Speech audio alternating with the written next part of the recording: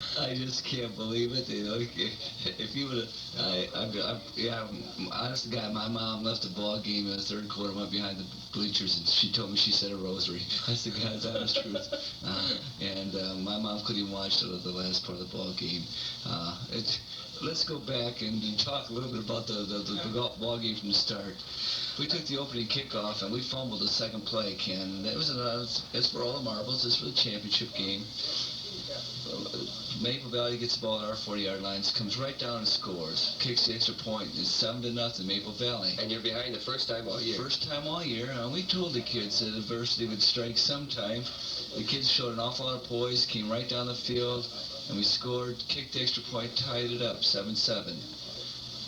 Early in the second quarter, we take another drive and go right down the field, and we score, make it 14-7, make it look pretty easy. We go off at halftime. We try to make some adjustments to try to stop some of the things that Maple Valley's doing. And we try to tell our kids that Maple Valley is notorious for being a very, very explosive and a third quarter team. And we saw them play St. Phil. We saw them, Scott or Bronson, that they come out and they just come out. And I don't know what Coach Watson tells his kids at halftime, but they really come out and play. Well, it took them 13 seconds to score. We kicked off to them, and they ran the 87-yard return by a kid by the name of Marty Martin. A super run.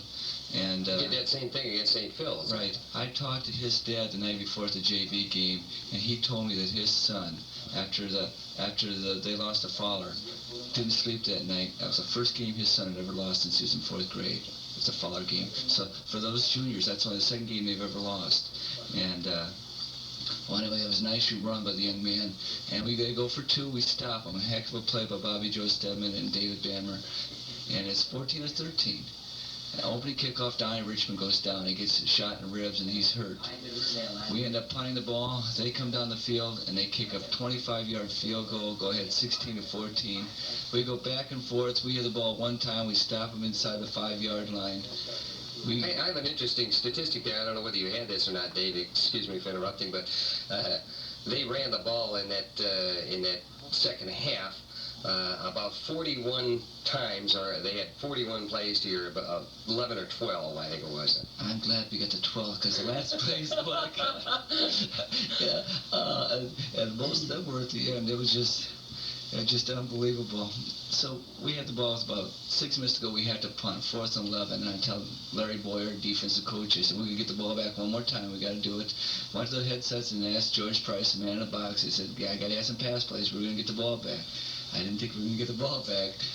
We had a 4th and 2 with a minute and 41 seconds to go. Maple Valley calls a timeout on our 21-yard line. Tell them this is a ball game. We've got to stop them. They run a quarterback sneak and pick up the first down. So we use our last timeout, and I'm telling the kids, this is a God's honest truth. I say, it's going to take a miracle, gentlemen. Something's got to happen. Be first class, use your head, no cheap shots, help them off the pile, get up there. They run one play, we use our last time out, there's a minute and 36 seconds to go, and they run a play, and the only mistake they made all night, we recovered the ball. Dana Homiger recovered the ball on our 19-yard line. Stevens was going to hand off, and he got hit just as he was going to hand off and fumbled the football. And Corey Hubbard had just gone in the ball game. I don't know who made the tackle. The kid said no one really made the tackle. The kid stumbled, they said. He hit the ball in the hip. Dana Homiger made the biggest recovery of his life. So we got 81 yards to go with a minute and 31 seconds. No timeouts left. And we had a couple completions. You've got the play-by-play. I don't have it. And we had a couple big plays, Picked up the first downs, go down and run them out of bounds, and scrambled out of bounds. And we were trying to hit the sidelines. They were giving us a short pass. And then with 11 seconds to go, we have 4th down and 10 yards to go. Newt drops back to pass, rushed. How he picked up the first down, Ken, I'll never know. He makes up the first down by about a half a yard. He got out of the pocket and ran around the right side and just scrambled his way, tried to get out of bounds, really, and was not able to, but did pick up the first down. And it stopped the clock in high school football, and we lined up. There was no play called.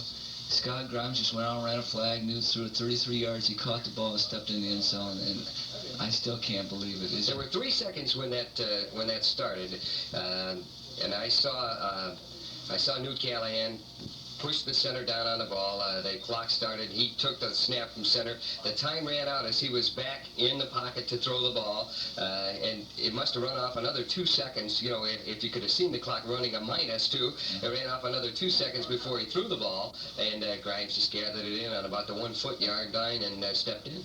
It was amazing. You tell the kids it's a 48-minute ball game, but last night it was 48 minutes and 3 or 4 seconds, and I just want to give credit to the Maple Valley team. They dominated the second half. Dan Watson had his kids prepared. They played a Super Bowl game. Juiceberg, the quarterback, was an excellent quarterback, did a nice job. Dunkelberger, their running back, the tight end, caught 6 or 7 passes. And Reed, their running back, that carried the ball 34 times, was awesome last night.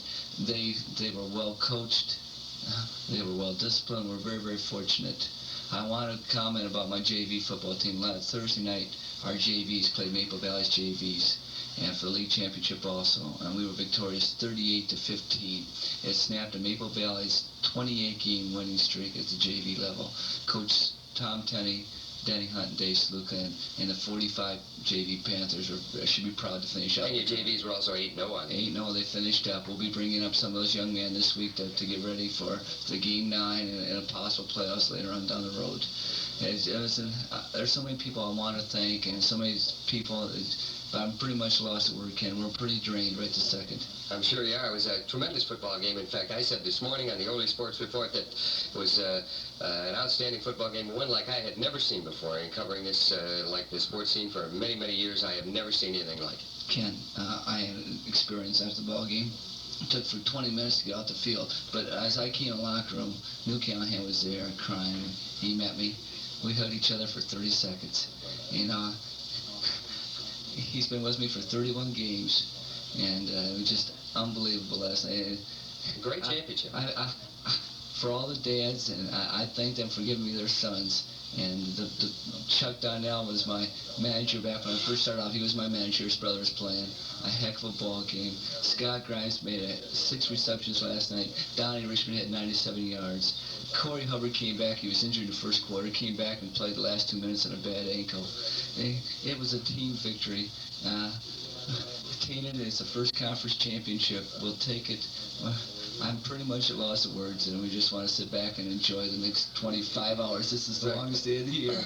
Congratulations to you once again on your championship in the SMAA, and I'm looking forward to a ball game next week with E-Course, and I'm sure you are. You're going to get prepared for that this week, and Dave, just once again, congratulations. Thank you very much, Ken. So that's it for now. We'll be right back with Coach's Corner from Jack Pearl.